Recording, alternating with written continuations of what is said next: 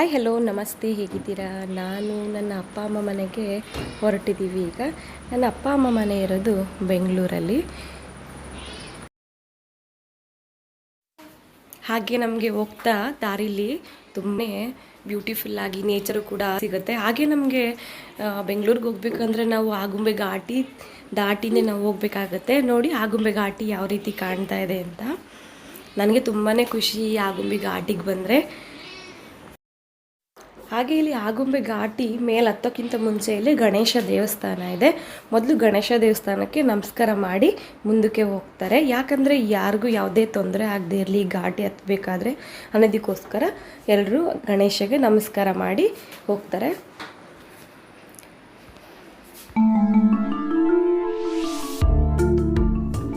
ಹಾಗೆ ನಿಮಗೂ ಈ ಆಗುಂಬೆ ಘಾಟಿಯ ಪ್ರಕೃತಿ ಸೌಂದರ್ಯ ತುಂಬಾ ಇಷ್ಟ ಆಗುತ್ತೆ ಅಂತ ಅಂದ್ಕೊತೀನಿ. ನೀವು ಕೂಡ ನನ್ನ ಜೊತೆ ಎಂಜಾಯ್ ಮಾಡಿ ಈ ಪ್ರಕೃತಿ ಸೌಂದರ್ಯವನ್ನು ನೋಡಿ.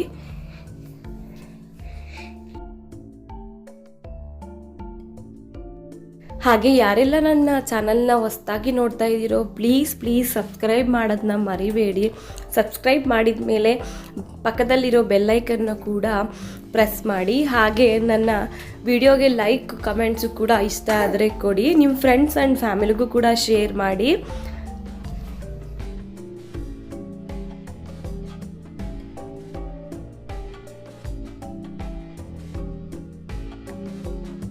ಹಾಗೆ ಈ ಬ್ಯೂಟಿಫುಲ್ಲಾದ ಪ್ಲೇಸ್ ಎಷ್ಟೋ ಜನ ನೋಡಿರಲ್ಲ. ಸೊ ಹಾಗಾಗಿ ಇದ್ರದ್ದು ಒಂದು ಕ್ಲಿಪ್ಸ್ನ ನಾನು ತೊಗೊಂಡಿದ್ದೀನಿ. ನಿಮಗೂ ತುಂಬಾ ಖುಷಿಯಾಗುತ್ತೆ ಈ ವಿಡಿಯೋಸ್ ನೋಡಿದ್ರೆ ಅಂತ ನಾನು ಅಂದ್ಕೊಂಡಿದ್ದೀನಿ. ಇಲ್ಲಿಂದ ನಾವು ನೋಡಿದ್ರೆ ತುಂಬಾ ಸಕ್ಕತ್ತಾಗಿ ಕಾಣುತ್ತೆ. ಹಾಗೆ ಇಲ್ಲಿ ಡ್ರೈವಿಂಗ್ ಮಾಡೋದು ತುಂಬಾ ಟಫ್ ಆದ ವಿಷಯ ಅಂತ ಹೇಳ್ಬೋದು. ಹಾಗೆ ನನ್ನ ಹಸ್ಬೆಂಡಿಗೆ ಇಲ್ಲಿ ತುಂಬ ಸಲ ಅವ್ರು ಓಡಾಡಿದ್ದಾರೆ ಇಲ್ಲಿ ಆಗುಂಬೆ ಘಾಟಿ. ಅವ್ರಿಗೇನು ಅಷ್ಟು ಕಷ್ಟ ಅಂತ ಅನಿಸೋದಿಲ್ಲ. ಬಟ್ ಒಬ್ಬೊಬ್ರಿಗೆ ಇಲ್ಲಿ ಫಸ್ಟ್ ಟೈಮ್ ಬರ್ತಾರಲ್ಲ ಅವರಿಗೆ ಸ್ವಲ್ಪ ಕಷ್ಟ ಅಂತ ಹೇಳ್ಬೋದು.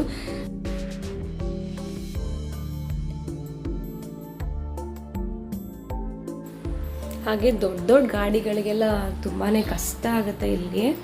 ಒಂದು ಗಾಡಿ ಏನಾದರೂ ಜಾಮ್ ಆಯಿತು ಅಂದರೆ ಮುಂದಕ್ಕೆ ಬೇರೆ ಗಾಡಿ ಮೂವ್ ಆಗೋಕ್ಕೆ ಆಗೋದಿಲ್ಲ. ಆ ರೀತಿ ಒಂದೊಂದು ಸತಿ ಆಗುತ್ತೆ.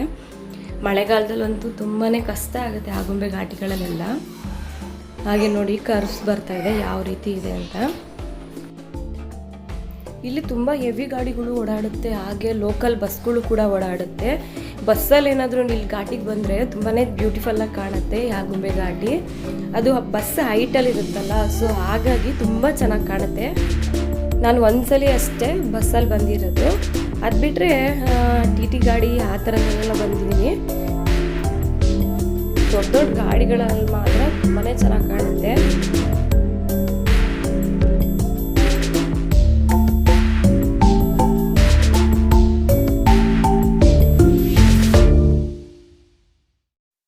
ಹಾಗೆ ಇಲ್ಲಿ ವ್ಯೂ ಪಾಯಿಂಟ್ ಕೂಡ ಇದೆ. ಅಲ್ಲಿ ನಿಂತ್ಕೊಂಡು ನೋಡಿದ್ರೆ ಫುಲ್ ಮೇಲಿಂದ ಯಾವ ರೀತಿ ಕಾಣುತ್ತೆ ಆಗುಂಬೆ ಘಾಟಿ ಅಂತಲೂ ನೋಡ್ಬೋದು. ಹಾಗೆ ಸನ್ಸೆಟ್ ವ್ಯೂ ಪಾಯಿಂಟು ಇದೆ ಅಲ್ಲಿ. ಸೊ ಹಾಗಾಗಿ ಜಾಸ್ತಿ ಜನ ಪ್ರವಾಸಿಗರು ಇಲ್ಲಿ ಬಂದು ನಿಲ್ಲಿಸಿ ನೋಡ್ಕೊಂಡು ಹೋಗ್ತಾರೆ. ನೋಡಿ ಎಷ್ಟು ಚೆನ್ನಾಗಿ ಕಾಣ್ತಾ ಇದೆ ವ್ಯೂ ಇಲ್ಲಿಂದ.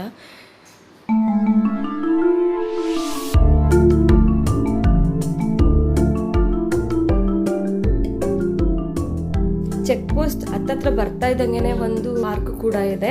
ಪಾರ್ಕ್ ಒಳಗಡೆ ಒಂದು ಸಣ್ಣದಾಗಿ ಕೊಳನೂ ಕೂಡ ಮಾಡಿದ್ದಾರೆ. ಅಲ್ಲಿ ಒಳಗಡೆ ಬೋಟಿಂಗು ಇದೆ ಅನ್ಸುತ್ತೆ. ಬೋಟಿಂಗಲ್ಲೂ ಕೂಡ ಆಟ ಆಡ್ಬೋದು. ಪಾರ್ಕ್ ಒಳಗಡೆ ಹೋಗೋಕ್ಕೆ ಎಂಟ್ರಿ ಟಿಕೆಟ್ ಇದೆ ಅನಿಸುತ್ತೆ. ನನಗೆ ಅಷ್ಟು ಗೊತ್ತಿಲ್ಲ. ನಾನು ಒಂದ್ಸಲಿ ಹೋಗಿದ್ದೆ, ತುಂಬ ವರ್ಷ ಗ್ಯಾಪ್ ಆಗಿದೆ, ಹಾಗಾಗಿ ಅಷ್ಟು ಗೊತ್ತಿಲ್ಲ. ಇವಾಗೂ ಟಿಕೆಟ್ ಇರ್ಬೋದು. ಹಾಗೆ ಮಧ್ಯದಲ್ಲಿ ಹೋಗ್ತಾ ನಮಗೆ ಒಂದು ಹೊಳೆ ಸಿಗುತ್ತೆ.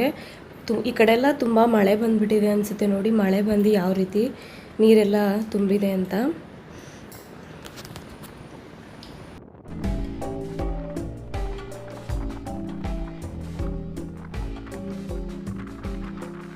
ಹಾಗೆ ನಾವು ಹೋಗೋ ದಾರಿಲಿ ನಮಗೆ ಗಣೇಶನ ದೇವಸ್ಥಾನ ಸಿಗುತ್ತೆ. ನಾವು ಪ್ರತಿ ಸಲ ಬಂದಾಗಲೂ ಅಷ್ಟೇ ಈ ಗಣೇಶನ ದೇವಸ್ಥಾನ ಹತ್ರ ಸ್ಟಾಪ್ ಮಾಡಿ ಇಲ್ಲಿ ದೇವ್ರಿಗೆ ಕೈ ಮುಕ್ಕೊಂಡು ನಾವು ಮುಂದೆ ಸಾಕ್ತೀವಿ. ಇದು ಉದ್ಭವ ಆಗಿರೋದು ಅನ್ಸುತ್ತೆ ಗಣೇಶ. ಹಾಗಾಗಿ ಇದಕ್ಕೆ ಉದ್ಭವ ಗಣಪತಿ ಅಂತ ಏನೋ ಹೇಳ್ತಾರೆ. ಹಾಗೆ ಮಗು ಕೂಡ ಮಲ್ಕೊಬಿಟ್ಟಿದ್ದಾನೆ. ನಾನು ಅಬ್ಸರ್ವ್ ಮಾಡ್ದಂಗೆ ಈ ಕಡೆ ಬಂದವರೆಲ್ಲನೂ ಕೂಡ ಈ ದೇವಸ್ಥಾನ ಹತ್ರ ಸ್ಟಾಪ್ ಮಾಡ್ತಾರೆ. ನಾವು ಕೂಡ ಹಾಗೇನೆ ಯಾವಾಗಲೂ ಬಂದಾಗೆಲ್ಲ ಇಲ್ಲಿ ಸ್ಟಾಪ್ ಮಾಡಿಬಿಟ್ಟು ಹೋಗ್ತೀವಿ.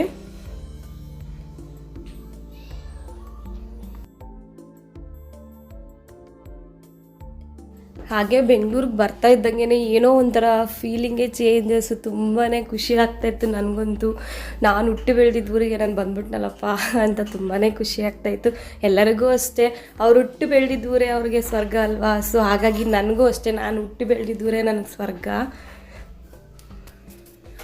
ಅದರಲ್ಲೂ ನನಗೆ ನನ್ನ ಫ್ಯಾಮಿಲಿ ಅಂದರೆ ತುಂಬಾ ಇಷ್ಟ. ಅವ್ರ ಜೊತೆ ಬಾಂಡಿಂಗ್ ತುಂಬಾ ನನಗೆ ಚೆನ್ನಾಗಿದೆ. ಸೊ ಹಾಗಾಗಿ ನನಗೆ ಅವರು, ಅದು ಅಪ್ಪ ಅಮ್ಮ ಅಂದರೆ ಯಾರಿಗೆ ಇಷ್ಟ ಆಗಲ್ಲ ಹೇಳಿ. ಎಲ್ಲರಿಗೂ ಅಷ್ಟೇ, ತವ್ರ ಮನೆಗೆ ಹೋಗ್ತಾ ಇದ್ರೇ ಅದು ಫೀಲಿಂಗೇ ಬೇರೆ. ನನಗೆ ಎಲ್ಲರಿಗಿಂತ ಹೆಚ್ಚು ಫೀಲಿಂಗ್ ಜಾಸ್ತಿನೇ ಇದೆ ನನ್ನ ಫ್ಯಾಮಿಲಿ ಮೇಲೆ. ಹಾಗೆ ಈ ರೋಡಲ್ಲಂತೂ ಯಾವಾಗ ಬಂದ್ರೂ ಸಿಗ್ನಲಲ್ಲಿ ತುಂಬ ಹೊತ್ತು ವೆಯ್ಟ್ ಮಾಡ್ತಾಯಿದ್ದೋ, ಆದರೆ ಇವತ್ತು ಬೇಗನೆ ಮುಂದೆ ಪಾಸ್ ಆದೋ ಅಂತ ಹೇಳ್ಬೋದು.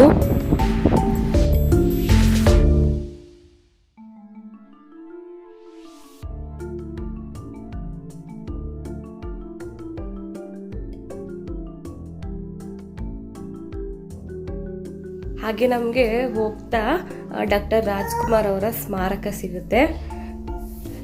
ಹಾಗೆ ಎಲ್ಲರ ನೆಚ್ಚಿನ ಪುನೀತ್ ರಾಜ್ಕುಮಾರ್ ಅವ್ರದ್ದು ಇಲ್ಲಿ ಸ್ಮಾರಕ ಇದೆ.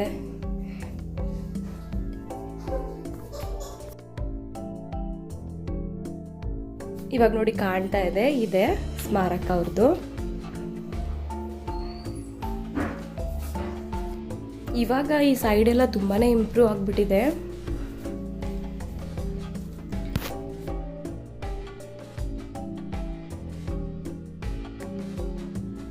ಅಂತೂ ಇಂತೂ ನಾವು ಅಮ್ಮನ ಮನೆಗೆ ಬಂದು, ನಾವು ಬೆಳಗ್ಗೆ ಹೊರಡಾಗಲೇ 9 ಗಂಟೆ ಆಗಿತ್ತು. ಏನಿಲ್ಲ ಅಂದರೂ ನಮಗೆ 8 ಆದರೂ ಬೇಕೇ ಬೇಕು ಬರೋದಕ್ಕೆ. ಅಮ್ಮನ ಮನೆಗೆ ಬರೋಷ್ಟರಲ್ಲಿ ನಮಗೆ 5-5:30 ಆಗಿಬಿಟ್ಟಿತ್ತು. ನಾವು ಮಕ್ಕಳಿರೋದ್ರಿಂದ ಸ್ವಲ್ಪ ನಿಧಾನಕ್ಕೇ ಬಂದು. ಅಮ್ಮ ತುಂಬಾ ದೇವ್ರನ್ನ ನಂಬ್ತಾರೆ. ಸೊ ಹಾಗಾಗಿ ದೇವ್ರನ್ನ ಕ್ಲೀನಾಗಿ ಇಟ್ಕೊಂಡಿದ್ದಾರೆ. ಇಲ್ಲಿ ತುಂಬ ಸಿಂಪಲ್ ಆಗಿದೆ ಮನೆ, ಚಿಕ್ಕದಾಗಿದ್ರೂ ತುಂಬ ಚೊಕ್ಕವಾಗಿ ಇಟ್ಕೊಂಡಿದ್ದಾರೆ ಅಂತ ಇರಲ್ಲ, ಹಾಗೆ ತುಂಬ ನೀಟಾಗಿ ಇಟ್ಕೊಂಡಿದ್ದಾರೆ ಮನೇನ. ಇವರು ನನ್ನ ಅಪ್ಪ. ಅದೇ ಹೇಳಲಿಲ್ವ, ಅವ್ರಿಗೆ ದೇವರು ಅಂದರೆ ತುಂಬಾ ಇಷ್ಟ. ಸೊ ಹಾಗಾಗಿ ನೋಡಿ ಎಲ್ಲೋಡ್ರು ದೇವ್ರನ್ನ ಇಟ್ಟು ಅವ್ರು ಪೂಜೆ ಮಾಡ್ತಾರೆ. ಅಪ್ಪ ಅಮ್ಮನಿಗೆ ತುಂಬಾ ಖುಷಿ ಆಯಿತು ಮಕ್ಕಳನ್ನೆಲ್ಲ ನೋಡಿ. ನಾವು ಒಂದು 5-6 ತಿಂಗಳೇ ಆಯಿತು ನಾವು ಬೆಂಗಳೂರು ಕಡೆ ಬರ್ದಲೆ. ಸೊ ಹಾಗಾಗಿ ನನ್ನ ದೊಡ್ಡ ಮಗನಿಗಂತೂ ತುಂಬಾ ಖುಷಿ. ಯಾಕಂದರೆ ಅವ್ರ ಅಣ್ಣ ಸಿಕ್ಕಿದ್ದಾನೆ ಅವನಿಗೆ. ಅಣ್ಣ ಅಂದರೆ ತುಂಬ ಇಷ್ಟ. ಅಣ್ಣ ಆಟ ಆಡೋಕ್ಕೆಲ್ಲ ಸಿಗ್ತಾನಲ್ಲ. ಸೊ ಹಾಗಾಗಿ ಅಣ್ಣನ ಜೊತೆ ಆಟ ಆಡ್ಕೊಂಡು ಆರಾಮಾಗಿದ್ದ. ಬರ್ತಾ ಇದ್ದಾಗೆ ನೋಡ್ರಿ ಅವ್ರದ್ದು ಆಟ ಎಲ್ಲ ಸ್ಟಾರ್ಟ್ ಆಯಿತು. ಹಾಗೆ ನನ್ನ ತಂಗಿ ಮಗನೂ ಕೂಡ ನನ್ನ ಮಗನಿಗೋಸ್ಕರ ವೆಯ್ಟ್ ಮಾಡ್ತಾ ಇದ್ದ. ಅವ್ರ ಅಮ್ಮನ ಕೇಳ್ತಾ ಇರ್ತಾನೆ, ಬರ್ತಾ ಇದ್ದಾರಾ ಮನ್ವಿತ್ ಬರ್ತಾ ಇದ್ದಾನ ಅಂತ ಕೇಳ್ತಾ ಇರ್ತಾನೆ. ಅವನು ಕೂಡ ಬಂದಿದ ತಕ್ಷಣ ಇಲ್ಲಿಗೆ ಅಮ್ಮನ ಮನೆಗೆ ಓಡಿ ಬಂದ. ಮಕ್ಕಳ ಜೊತೆ ಎಲ್ಲ ಫುಲ್ಲು ಆಟ ಆಡ್ಕೊಂಡು ಇದ್ದಾನೆ ಅವನು.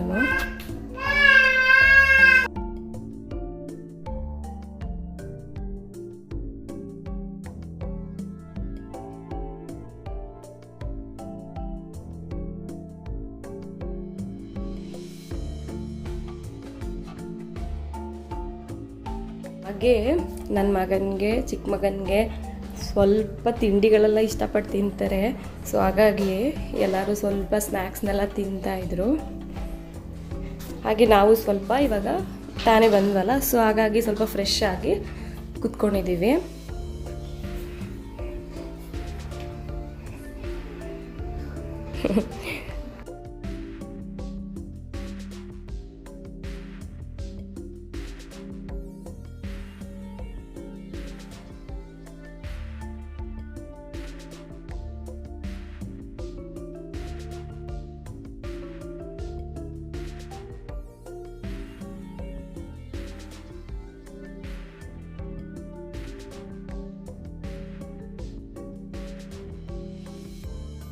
ಸ್ವಲ್ಪ ಹೊತ್ತು ಆಗ್ತಾ ಇದ್ದಂಗೆ ಮಕ್ಕಳದು ಡ್ಯಾನ್ಸ್ ಕೂಡ ಸ್ಟಾರ್ಟ್ ಆಯಿತು. ನನ್ನ ದೊಡ್ಡ ಮಗನಿಗೆ DJ ಅಂದರೆ ತುಂಬಾ ಇಷ್ಟ. ಮನೇಲಿದ್ದಾಗಲೂ ಅಷ್ಟೇ, ಸಂಜೆ ಒಂದು 5 ಗಂಟೆಗೆ DJ ಹಾಕು ಅಂತ ಕೇಳ್ತಾ ಇರ್ತಾನೆ. ಮನೇಲಿ ಇದ್ದಾಗಲೂ ಅಷ್ಟೇ ಸ್ವಲ್ಪ ಹೊತ್ತು DJ ಹಾಕ್ಕೊಟ್ರೆ ಸ್ವಲ್ಪ ಹೊತ್ತು ಡ್ಯಾನ್ಸ್ ಮಾಡ್ತಾನೆ ಇಷ್ಟಪಟ್ಟು. ಹಾಗೆ ಇವಾಗ ಅಮ್ಮನ ಮನೇಲೂ ಕೂಡ ಸ್ವಲ್ಪ ಹೊತ್ತು DJ ಹಾಕ್ಕೊಂಡು ಅಣ್ಣನ ಜೊತೆನೂ ಡ್ಯಾನ್ಸ್ ಆಡ್ತಾಯಿದ್ರು. 3 ಜನರು ಕೂಡ